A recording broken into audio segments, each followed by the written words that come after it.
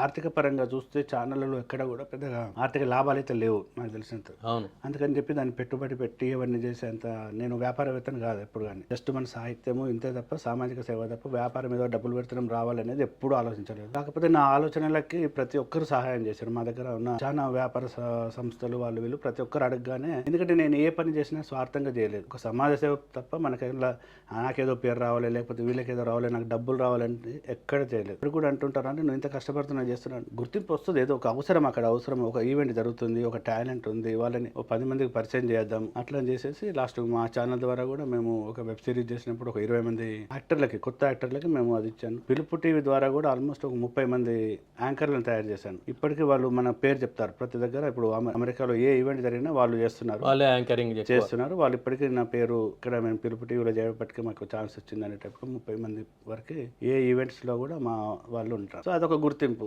అదొక వాళ్ళకి అట్లీస్ట్ ఒక టాలెంట్ని అయితే పైకి తేవడం తీసుకురావడం జరిగింది. అలాంటి సంతృప్తి సరిపోతుంది.